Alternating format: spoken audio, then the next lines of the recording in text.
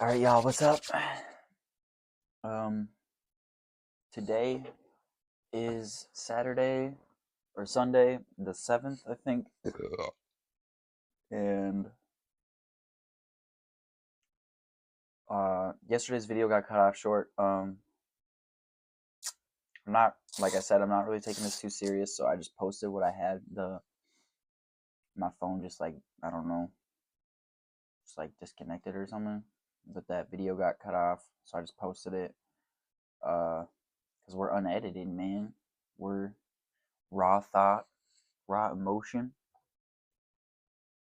Speaking of emotion, that's kind of what I wanted to talk about today. Um,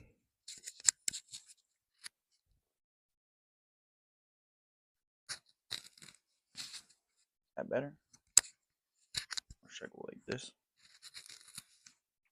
But actually, no, I'm gonna just leave it where I have it, bro. I'm doing too much. But speaking of emotion, I wanted to talk about how I had this realization when I was driving to the gas station to get a Monster. Um, and this might just be a me thing, but I associate life a lot with feeling and emotion, which might be like common sense, like, dude, you're not supposed to lead with your emotions. Not necessarily leading with my emotions, but expecting an emotional outcome for everything that I do. So,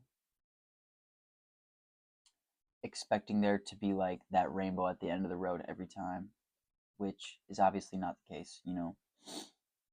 Um, Being logical and knowing that there's more to do rather than trying to get to the end of the road for the sake of that feeling is something that I've realized that it's like life is hard. Life is going to keep beating you down. It's not on your side. At least in this world.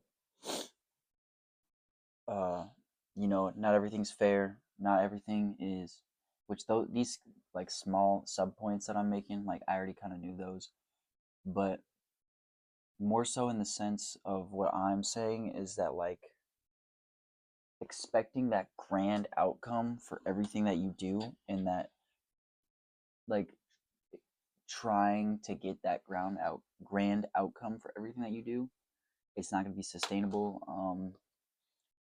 You're just going to be putting yourself down more so rather than picking yourself up and continuing to do the things that you want to do.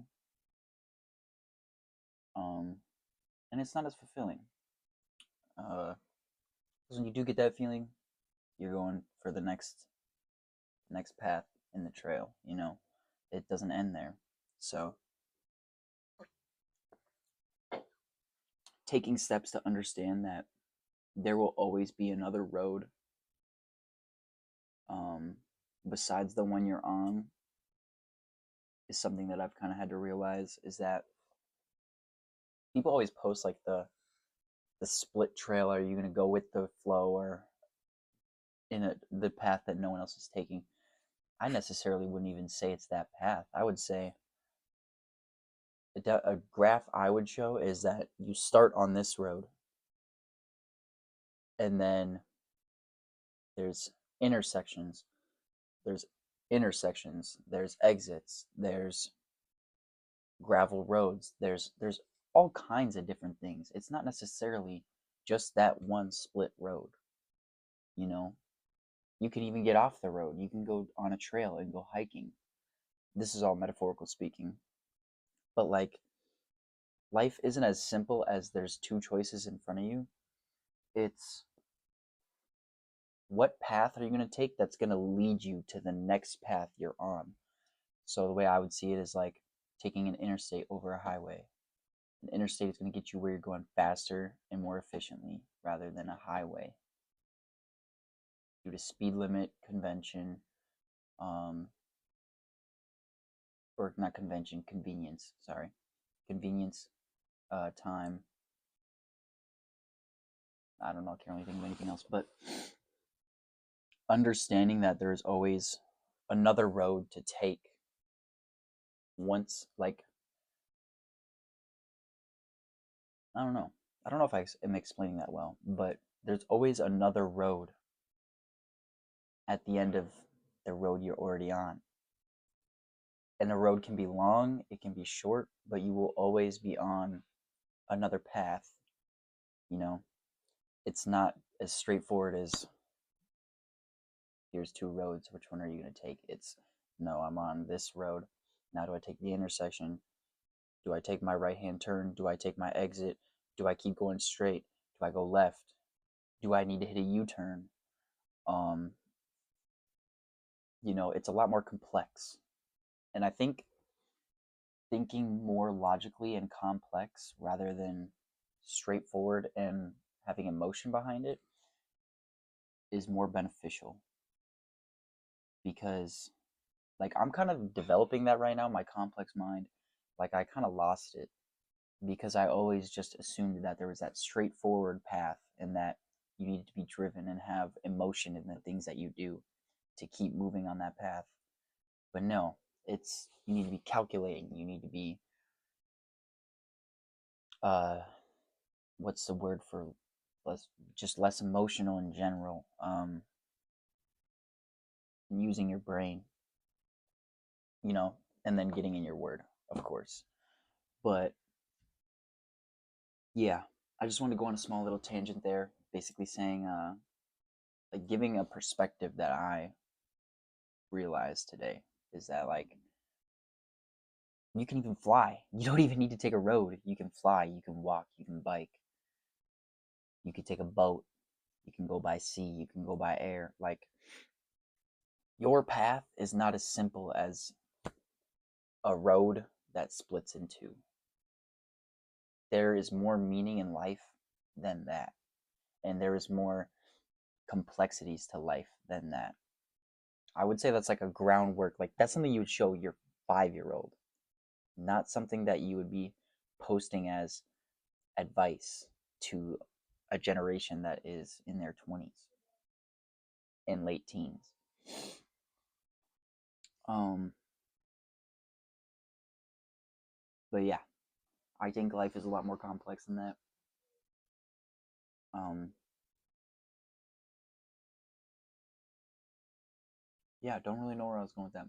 Everything's off the riff here. You already know. So there's going to be some uh, points where we're just thinking because that's kind of what this is. It's me gauging my mind, gauging my thoughts, just figuring out where we're at, I guess. But yeah, yesterday we were reading for a little bit. I don't know if I had any questions. I think I had like 2 or 3, but I didn't get them answered. We watched Ohio State last night. Pretty tragic.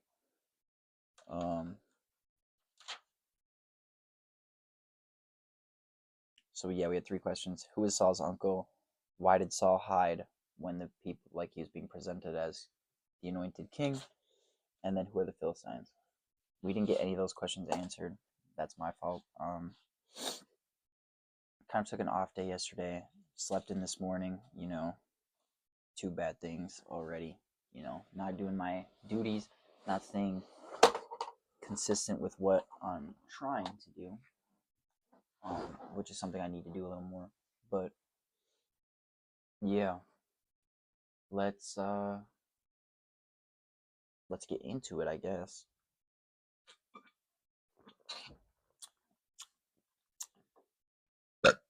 Okay.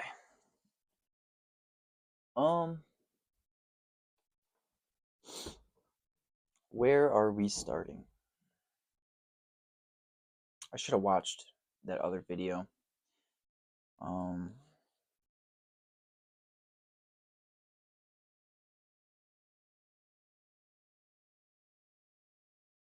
Okay, I'm just gonna start at my last highlight because I think I'm not sure, but we're in chapter 12, verse 23. Samuel had just been addressing the people.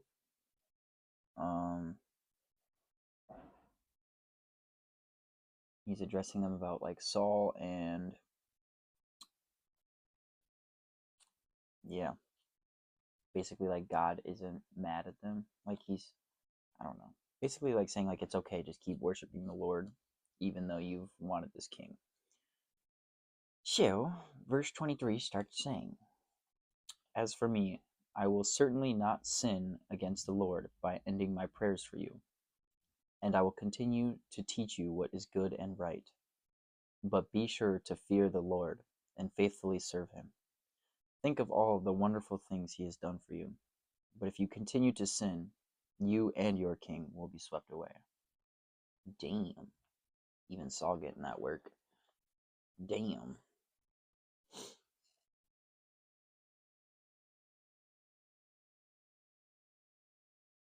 Chapter 13, continued war with Philistia. Sorry, I am still, you know, it's a work in progress, and I am ashamed. Anyone who kind of saw that will know, but that's another thing we can talk about is addiction. Um, I have been doing that for 9 years. So since I was 12, yeah, no, 10 years.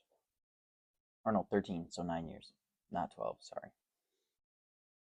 I've been doing that for 9 years, and it's gotten to a point where it's like it invades your thoughts and it invades your life, like your day to day. I find myself craving, not even just like fiending. Like people say I'm fiending. No, it's a crave, it's a want, it's like a beastly urge, and it's something that like really affects physically and mentally. Like I can physically feel my body craving and like wanting this hit of whatever it does for me. I'm not sure if it's the buzz, if it's the dopamine, if it's both, what it could be. I haven't really researched it, but trying to kick a habit or an addiction that you've been doing for so long is something that I've been trying to learn to be able to take control of yourself in a way that like not even something that you've been doing for 9 years can have a hold on you. Like I want to be able to have full and complete control over myself, which I know I'll never be able to do, but at least to a point where I'm like I said yesterday, like I didn't get drunk. Usually when I start drinking, it just falls into a vicious cycle of me like, okay, I'm still okay, so I'm gonna have another one. And then it's like, okay, I've had five at this point and I've spent a lot of money. I'm gonna get something stronger so I can actually feel it. And then you get to a point where you're like, okay, now I'm really sauced and I can't escape it. And now I don't know how to think. I don't know how to act. I don't know. I can't control my appendages. Like that's kind of something that I struggled with drinking. So that's why I was actually really proud of myself on Friday for not getting drunk. Um, but like when you're putting yourself in situations where you're like, I'll be okay, but I'm gonna keep pushing the limit. I'm gonna push the limit until the limit has been passed. And that's not necessarily a bad thing if you're doing it in the right context. With something like drinking, obviously that's awful. Yeah, but like, yeah, that's something that I want to be able to do with nicotine as well. Like, be able to kick that with ease. Like, being able to go somewhere and then seeing or smelling smoke and not being like, ooh, I want that. Being like, I don't even need that. I feel bad for this person. Almost like try to help that person get to a point where I would be at if I were to like be able to quit, you know. But Yeah. Still working on kicking that. We'll eventually get it. Hopefully I don't get banned from YouTube for that as well. That's why I'm kind of hiding it. I'm not ashamed. That's why I'm acknowledging it now. I'm not ashamed of myself. I'm not ashamed of the things I mean, I am ashamed of the things I do, but not to the point where it's like I'm gonna hide it. I'm gonna acknowledge it and show that it's a work in progress of me to. It's a habit for me to kick. Like I'm not gonna ignore it. I'm gonna acknowledge it and just keep doing my best to quit doing it. You know. But chapter 13, verse 1 starts saying, Saul was 30 years old when he became king, and he reigned for 42 years. Saul, so he's like 72 at that point, then I think. Oh yeah, Doi was 30 years old when he became king and reigned for 42 years. He's 72. Saul selected 3,000 special troops from the army of Israel and sent the rest of the men home. He took 2,000 of the chosen men with him to Michmash, in the hill country of Bethel. The other 1,000 with Saul's son Jonathan to Gibeah, in the land of Benjamin. Soon after this, Jonathan attacked and defeated the garrison of Philistines at Geba. The news spread quickly among the Philistines. So Saul blew the ram's horn throughout the land, saying, Hebrews, hear this. Rise up and revolt. All Israel heard the news that Saul had destroyed the Philistine garrison at Geba, and that the Philistines now hated the Israelites more than ever. So the entire Israelite army was summoned to join Saul at Gilgal. The Philistines mustered a mighty army of 3,000 chariots, 6,000 charioteers, and as many warriors as the grains of sand on the seashore. They camped at Michmash east of Beth Aven. The men of Israel saw what a tight spot they were in, and because they were hard pressed by the enemy, they tried to hide in caves, thickets, rocks, holes, and cisterns. Some of them crossed the Jordan River and escaped into the land of Gad and Gilead. Saul's disobedience and Samuel's rebuke. This is still verse 7. Meanwhile, Saul stayed at Gilgal, and his men were trembling with fear. Saul waited there 7 days for Samuel, as Samuel had instructed him earlier, but Samuel still didn't come. Saul realized that his troops were rapidly slipping away, so he demanded, Bring me the burnt offering and the peace offerings. And Saul sacrificed the burnt offering himself. Just as Saul was finishing with the burnt offering, Samuel arrived. Saul went out to meet and welcome him, but Samuel said, What is this you have done? Saul replied, I saw my men scattering from me, and you didn't arrive when you said you would. And the Philistines are at Michmash, ready for battle. So I said, The Philistines are ready to march against us at Gilgal, and I haven't even asked for the Lord's help. So I felt compelled to offer the burnt offering myself before you came. How foolish, Samuel exclaimed. You have not kept the command the Lord your God gave you. Had you kept it, the Lord would have established your kingdom over Israel forever. But now your kingdom must end, for the Lord has sought out a man after his own heart. The Lord has already appointed him to be the leader of his people, because you have not kept the Lord's command.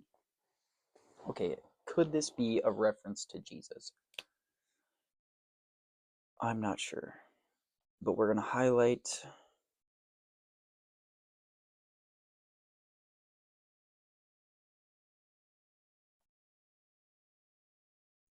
could be Jesus, could be David. I don't know. I don't really understand why Saul is being rebuked for that though. I mean, I guess I don't really remember him and Samuel's discussion about him waiting for him for this burnt offering. I might have to go back and look at that. But him doing the offering, I would assume that's good faith, unless he's doing it as a way to like speed things up so they can get the battle going. I mean, even though like they are being pressed, like they're about to have to fight, so like I guess I would want to do my offering before as well. Like, Lord, please give me strength. Here's. I mean, you could go into battle with a prayer, though, too. You don't necessarily have to give an offering. I don't know. This is the Old Testament, so I'm trying to think, like, in that Old Testament thinking, like, because you can't just. They don't have Jesus, so they can't just pray, or they can't ask. They have to give physical. And I mean, that doesn't necessarily mean you can't give physical now, but, like, it's a lot more traditional and, like, sacrificial in the Old Testament. So I'm trying to think in that type of era, in that perspective. But yeah, I don't understand why that would be foolish.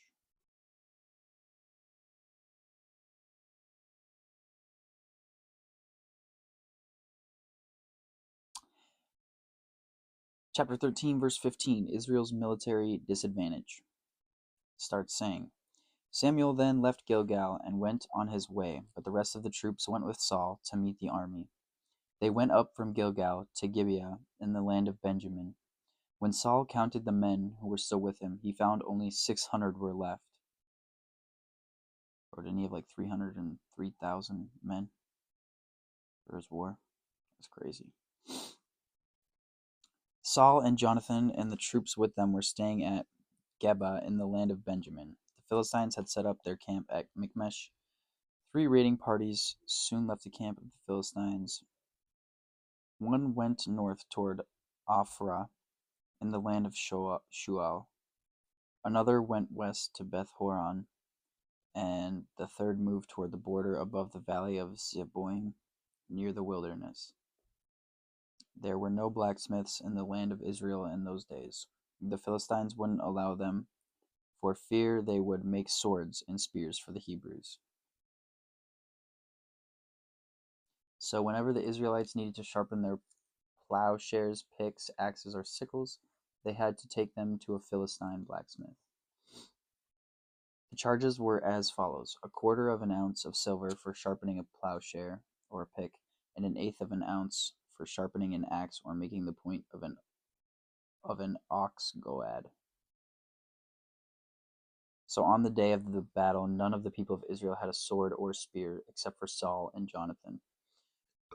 The pass at Michmash had meanwhile been secured by a contingent of the Philistine army.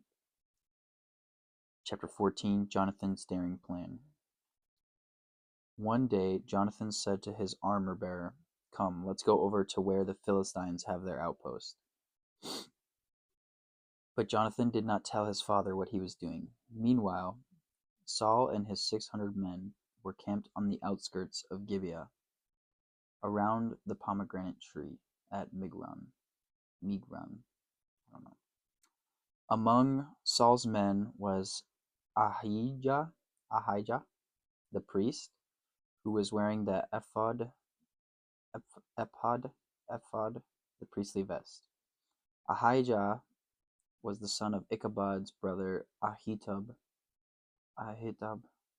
son of Phinehas, son of Eli, the priest of the Lord, who had served at Shiloh. No one realized that Jonathan had left the Israelite camp. To reach the Philistine outpost, Jonathan had to go down between 2 rocky cliffs that were called Bozez and Seneh. The cliff on the north was in front of Michmash, and the one on the south was in front of Geba. "Let's go across to the outpost of those pagans," Jonathan said to his armor-bearer. "Perhaps the Lord will help us, for nothing can hinder the Lord. He can win a battle whether he has many warriors or only a few.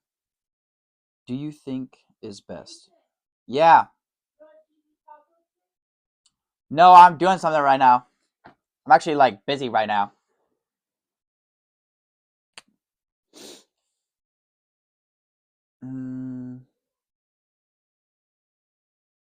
Verse 6.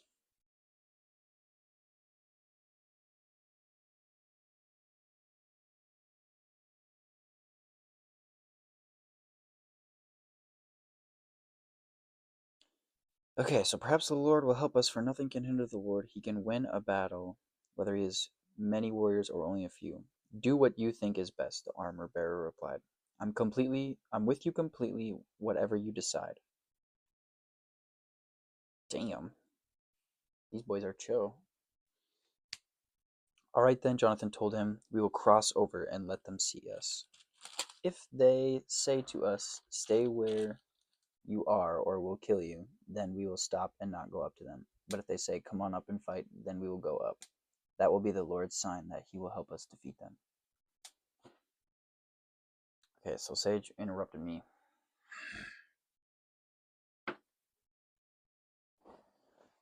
But, ow.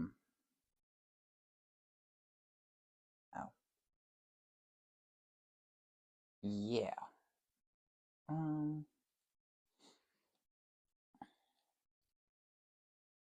Let's just continue reading. We'll try a taco steak after this. Verse 11 of chapter 14. When the Philistines saw them coming, they shouted, look, the Hebrews are crawling out of their holes. Then the men from the outpost shouted to Jonathan, come on up here and we'll teach you a lesson. Come on, climb right behind me, Jonathan said to his armor bearer, for the Lord will help us defeat them. Ooh, that was almost bad. So they climbed up using both hands and feet, and the Philistines fell before Jonathan and his armor bearer, killed those who came behind them. They killed some 20 men in all, and their bodies were scattered over about half an acre. Suddenly, panic broke out in the Philistine army, both in the camp and in the field, including even the outposts and raiding parties. And just then, an earthquake struck, and everyone was terrified. Damn. Israel defeats the Philistines. Saul's lookouts in Gibeah of Benjamin saw a strange sight. The vast army of Philistines began to melt away in every direction. Call the roll and find out who's missing, Saul ordered. And when they checked, they found that Jonathan and his armor-bearer were gone. Then Saul shouted to Ahijah, bring the ephod here. For at that time Ahijah was wearing the ephod in front of the Israelites. But while Saul was talking to the priest, the confusion in the Philistine camp grew louder and louder. So Saul said to the priest, never mind, let's get going. So he can sense the urgency in this. I don't really know what else to say. He's just ready to fight, I guess. Then Saul and all his men rushed out to the battle and found the Philistines killing each other. There was terrible confusion everywhere. Even the Hebrews who had previously gone over to the Philistine army revolted and joined in with Saul, Jonathan, and the rest of the Israelites. Likewise, the men of Israel who were hiding in the hill country of Ephraim joined the chase when they saw the Philistines running away. So the Lord saved Israel that day, and the battle continued to rage even beyond Bethaven. So, obviously that's the Lord. They couldn't have won without him. I don't know. I wish it would have I don't know. I don't know. Saul's foolish oath. Now the men of Israel were pressed to exhaustion that day, because Saul had placed them under an oath, saying, let a curse fall on anyone who eats before evening. Let a curse fall on anyone who eats before evening, before I have full revenge on my enemies. So no one ate anything all day, even though they had all found honeycomb on the ground in the forest. They didn't dare touch the honey because they all feared the oath they had taken. But Jonathan had not heard his father's command, and he dipped the end of his stick into a piece of honeycomb and ate the honey. After he had eaten it, he felt refreshed. But one of the men saw him and said, your father made the army take a strict oath that anyone who eats food today will be cursed. That is why everyone is weary and faint. My father has made trouble for us all, Jonathan exclaimed. A command like that only hurts us. See how refreshed I am now that I have eaten this little bit of honey. If the men had been allowed to eat freely from the food they found among our enemies, think how many more Philistines we could have killed. They chased and killed the Philistines all day from Michmash to Aijalon, growing more and more faint. That evening they rushed for the battle plunder and butchered the sheep, goats, cattle, and calves, but they ate them without draining the blood. Someone reported to Saul, "Look, the men are sinning against the Lord by eating meat that still has blood in it." "That is very wrong," Saul said. "Find a large stone and roll it over here. Then go out among the troops and tell them, 'Bring the cattle, sheep, and goats here to me. Kill them here and drain the blood before you eat them. Do not sin against the Lord by eating meat with the blood still in it.'" So that night all the troops brought their animals and slaughtered them there. Then Saul built an altar to the Lord. It was the first of the altars he built to the Lord. Then Saul said, "Let's chase the Philistines all night and plunder them until sunrise. Let's destroy every last one of them." His men replied, "We'll do whatever you think is best." But the priest said, "Let's ask God first." Good idea. So Saul asked God, "Should we go after the Philistines? Will you help us defeat them?" But God made no reply that day. Then Saul said to the leaders, "Something's wrong. I want all my army commanders to come here. We must find out what sin was committed today. I vow by the name of the Lord who rescued Israel that the sinner will surely die, even if it is my own son Jonathan." But no one would tell him what the trouble was. Then Saul said, "Jonathan, I will stand over here, and all of you stand over there." And the people responded to Saul, "Whatever you think is best." I do not know what is happening right now. Then Saul prayed, "O Lord, God of Israel, please show us who is guilty and who is innocent." Then they cast sacred lots, and Jonathan and Saul were chosen as the guilty ones, and the people were declared innocent. Then Saul said, "Now cast lots again and choose between me and Jonathan." And Jonathan was shown to be the guilty one. "Tell me what you have done," Saul demanded of Jonathan. "I tasted a little honey," Jonathan admitted. "It was only a little bit on the end of my stick. Does that deserve death?" "Yes, Jonathan," Saul said. "You must die. May God strike me and even kill me if you do not die for this." But the people broke in and said to Saul, "Jonathan has won this great victory for Israel. Should he die? Far from it. As surely as the Lord lives, not one hair on his head will be touched, for God helped him do a great deed today." So the people rescued Jonathan, and he was not put to death. Then Saul called back the army from chasing the Philistines, and the Philistines returned home.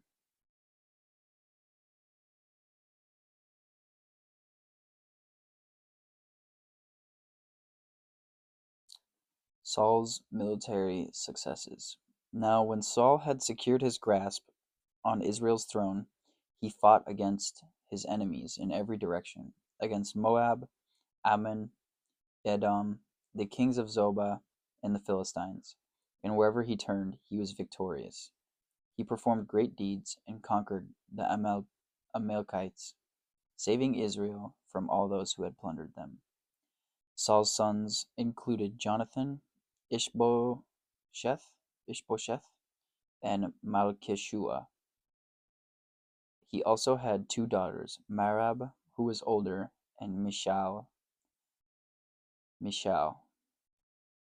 Saul's wife was Ahinoam, the daughter of Ahimaaz. The commander of Saul's army was Abner, the son of Saul's uncle Ner. Saul's father Kish and Abner's father Ner were both sons of Abiel. The Israelites fought constantly with the Philistines throughout Saul's lifetime. So whenever Saul observed a young man who was brave and strong, he drafted him into his army. Saul defeats the Amalekites. One day Samuel said to Saul, "It was the Lord who told me to anoint you as king of his people, Israel. Now listen to this message from the Lord. This is what the Lord of heaven's armies has declared. I have decided to settle accounts with the nation of Amalek for opposing Israel when they came from Egypt. Now go and completely destroy the entire Amalekite nation. Men, women, children, babies, cattle, sheep, goats, camels, and donkeys. So Saul mobilized his army at Telaim. There were 200,000 soldiers from Israel and 10,000 men from Judah. Then Saul and his army went to a town of the Amalekites and lay in wait in the valley. Saul sent this warning to the Kenites: "Move away from where the Amalekites live, or you will die with them, for you showed kindness to all the people of Israel when they came up from Egypt." So the Kenites packed up and left. Then Saul slaughtered the Amalekites, from Havilah all the way to Shur, east of Egypt. He captured Agag, the Amalekite king, but completely destroyed everyone else. Saul and his men spared Agag's life and kept the best of the sheep and goats, the cattle, the fat calves, and the lambs. Everything, in fact, that appealed to them. They destroyed only what was worthless or of poor quality. The Lord rejects Saul. Then the Lord said to Samuel, "I am sorry that I ever made Saul king, for he has not been loyal to me and has refused to obey my command."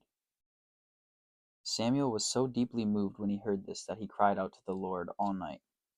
Early the next morning, Samuel went to find Saul.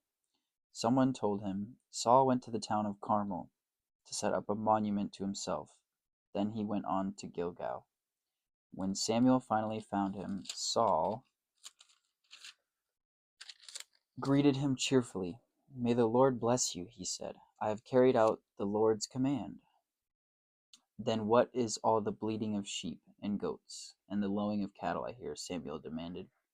"It's true that the army spared the best of the sheep, goats, and cattle," Saul admitted, "but they are going to sacrifice them to the Lord your God. We have destroyed everything else." Then Samuel said to Saul, "Stop. Listen to what the Lord told me last night." "What did he tell you?" Saul asked. And Samuel told him, "Although you may think little of yourself, you are not the leader of the tribes of Israel. The Lord has anointed you king of Israel. And the Lord sent you on a mission and told you, 'Go and completely destroy the sinners, the Amalekites, until they are all dead.' Why haven't you obeyed the Lord? Why did you rush for the plunder and do what was evil in the Lord's sight?" "But I did obey the Lord," Saul insisted. "I carried out the mission he gave me. I brought back King Agag, but I destroyed everyone else. Then my troops brought in the best of the sheep, goats, cattle, and plunder to sacrifice to the Lord your God in Gilgal." But Samuel replied, "Ooh, I like this. What is more pleasing to the Lord, your burnt offerings and sacrifices, or your obedience to his voice? Listen, obedience is better than sacrifice, and submission is better than offering the fat of rams. Rebellion is as sinful as witchcraft, and stubbornness as bad as worshipping idols. So because you have rejected the command of the Lord, he has rejected you as king." Oh, dude, that is a good verse. Or a good whatever. I like that. So don't give in to your own thought. What you think, when the Lord tells you something, when God tells you something, don't try to interpret it your way. Take what God has said and given you and do his work with it. And do his work with it. Dang!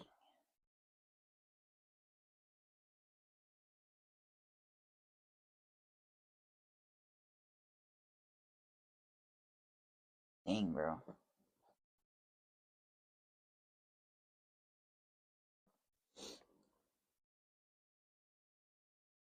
Dang, bro. Humble yourself before the Lord. Do his work, not yours. Don't. Damn.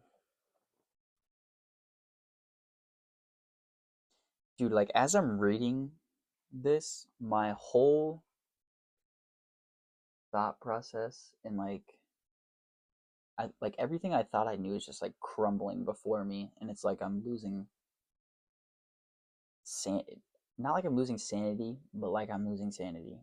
like I wouldn't say I'm genuinely losing my sanity, but it's like everything I knew and thought to be true is like crumbling and being destroyed right in front of my face. And I'm noticing I need to be a lot more humble and less thinking of myself. And that's an agenda that's pushed by everyone, is to think about yourself and like whatever, like do things that are good for yourself. But like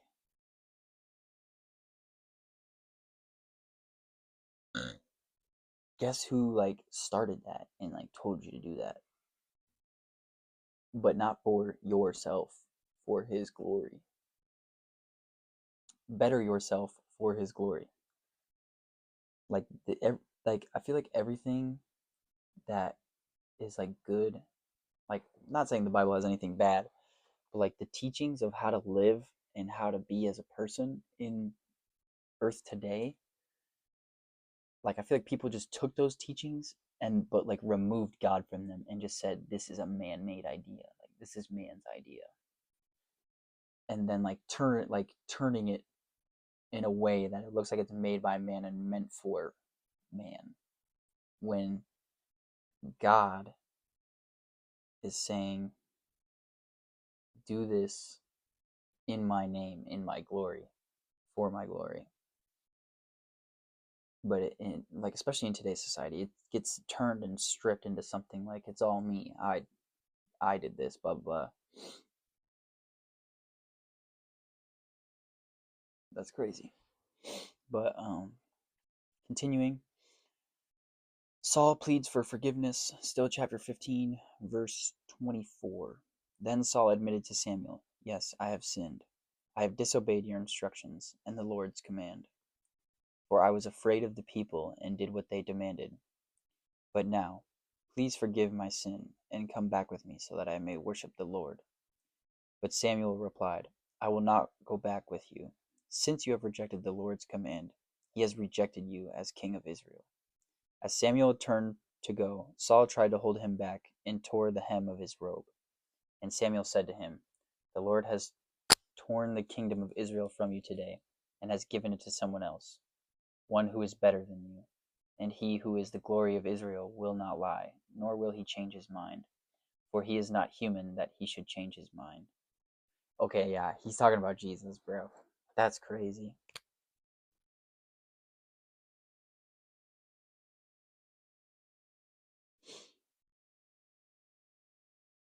Damn, bro, how does he have these? Where does it say that he has these premonitions, though, bro? Like, does he just notice? Like, does he just notice stuff, bro? And then Saul pleaded again, "I know I have sinned, but please, at least honor me before the elders of my people and before Israel by coming back with me, so that I may worship the Lord your God." So Samuel finally agreed and went back with him, and Saul worshiped the Lord. Samuel executes King Agag. Then Samuel said, "Bring King Agag, Agag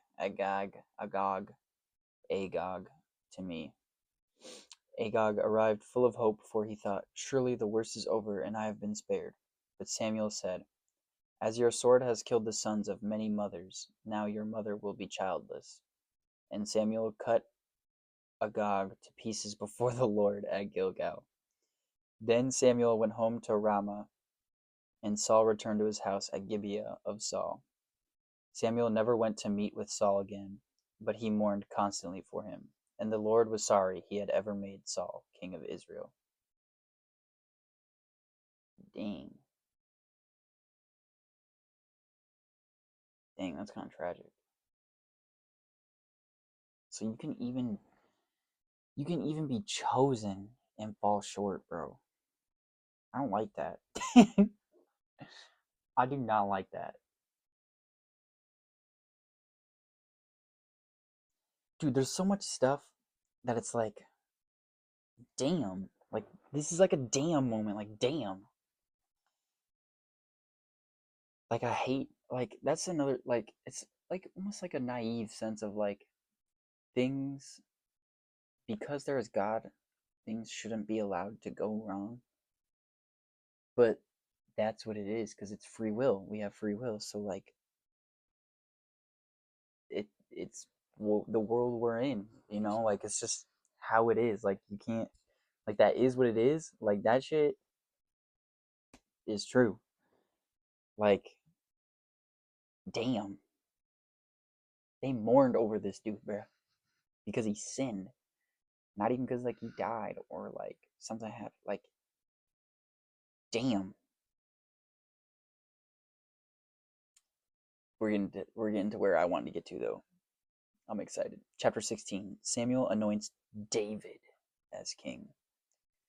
Now the Lord said to Samuel, "You have mourned long enough for Saul. I have rejected him as king of Israel. So fill your flask with olive oil and go to Bethlehem.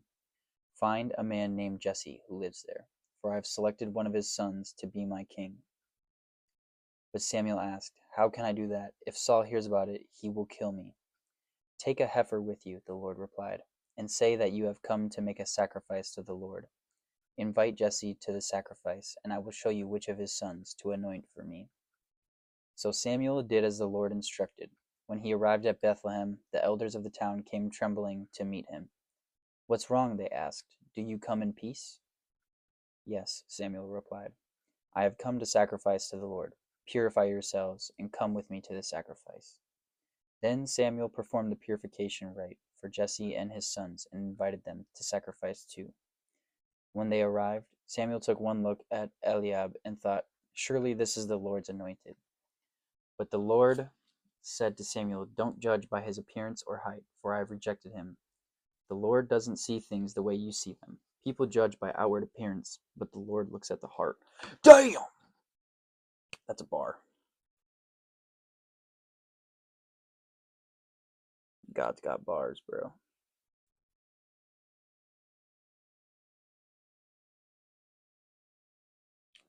Damn. Then Jesse told his son, Abinadab, to step forward and walk in front of Samuel. But Samuel said, "This is not the one the Lord has chosen." Next, Jesse summoned Shimea, but Samuel said, "Neither is this the one that the Lord has chosen." In the same way, all 7 of Jesse's sons were presented to Samuel, but Samuel said to Jesse, "The Lord has not chosen any of these." Then Samuel asked, "Are these all the sons you have?" "There is still the youngest," Jesse replied, "but he's out in the fields watching the sheep and goats." "Send for him at once," Samuel said. "We will not sit down to eat until he arrives." So Jesse sent for him. He was dark and handsome, with beautiful eyes. And the Lord said, "This is the one, anoint him." So as David stood there among his brothers, Samuel took the flask of olive oil he had brought and anointed David with the oil. And the Spirit of the Lord came powerfully upon David that day on. Then Samuel returned to Ramah. David serves in Saul's court. Now the Spirit of the Lord had left Saul, and the Lord sent a tormenting spirit that filled him with depression and fear. That's kind of mean. Some of Saul's servants said to him, "A tormenting spirit from God is troubling you. Let us find a good musician to play the harp whenever the tormenting spirit troubles you. He will play soothing music, and you will soon be well again." "All right," Saul said. "Find me someone who plays well, and bring him here." One of the servants said to Saul, "One of Jesse's sons from Bethlehem is a talented harp player. Not only that, he is a brave warrior, a man of war, and has good judgment. He is also a fine-looking young man, and the Lord is with him." So Saul sent messengers to Jesse to say, "Send me your son David, the shepherd." Jesse responded by sending David to Saul along with a young goat, a donkey loaded with bread, and a wineskin full of wine. So David went to Saul and began serving him. Saul loved David very much, and David became his armor-bearer. Then Saul sent word to Jesse, asking, "Please let David remain in my service, for I am very pleased with him." And whenever the tormenting spirit from God troubled Saul, David would play the harp. Then Saul would feel better, and the tormenting spirit would go away. Dang, so David's kind of like, bro, it's almost like a connection to like the New Testament. I don't know. This kind of just popped in my head. Like David, so Saul had the Lord with him, and then his spirit left him, and he's tormented. But David comes and basically, I don't want to say saves him. I can't think of another word. David comes and saves him, bro. Like, makes you think of Jesus. Like, he has come to save. He has been chosen to save. Not save in the same way as Jesus, obviously, but like that's crazy. Like David, like, damn,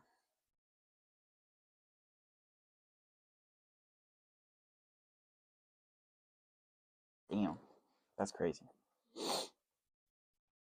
Oh, and here we go. Goliath challenges the Israelites. Chapter 17.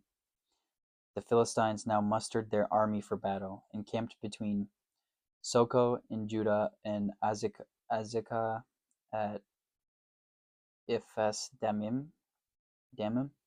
Saul countered by gathering his Israelite troops near the valley of Elah. So the Philistines and Israelites faced each other on opposite hills, with the valley between them.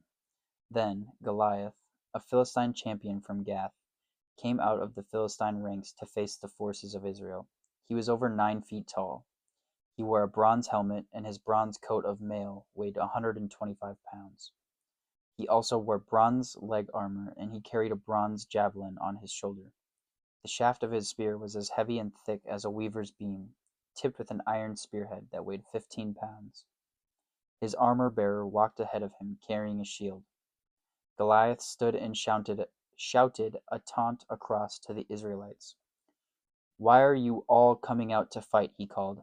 "I am the Philistine champion, but you are only the servants of Saul. Choose one man to come down here and fight me. If he kills me, then we will be your slaves, but if I kill him, you will be our slaves. I defy the armies of Israel today. Send me a man who will fight me." When Saul and the Israelites heard this, they were terrified and deeply shaken. Damn, bro. Here we go, bro. Jesse sends David to Saul's camp. Now David was the son of a man named Jesse, an Ephrathite, from Bethlehem in the land of Judah. Jesse was an old man at that time, and he had 8 sons. Jesse's 3 oldest sons, Eliab, Abinadab, and Shimea, had already joined Saul's army to fight the Philistines. David was the youngest son. David's 3 oldest brothers stayed with Saul's army, but David went back and forth so he could help his father with the sheep in Bethlehem. For 40 days every morning and evening the Philistine champion strutted in front of the Israelite army. One day Jesse said to David, "Take this basket of roasted grain and these 10 loaves of bread and carry them quickly to your brothers, and give these 10 cuts of cheese to their captain. See how your brothers are getting along and bring back a report on how they are doing." David's brothers were with Saul in the Israelite army at the valley of Elah, fighting against the Philistines. So David left the sheep with another shepherd and set out early the next morning with the gifts, as Jesse had directed him. He arrived at the camp just as the Israelite army was leaving for the battlefield with shouts and battle cries. Soon the Israelite and Philistine forces stood facing each other, army against army. David left his things with the keeper of supplies and hurried out to the ranks to greet his brothers. As he was talking with them, Goliath, the Philistine champion from Gath, came out from the Philistine ranks. Then David heard him shout his usual taunt to the army of Israel. As soon as the Israelite army saw him, they began to run away in fright. "Have you seen the giant?" the men asked.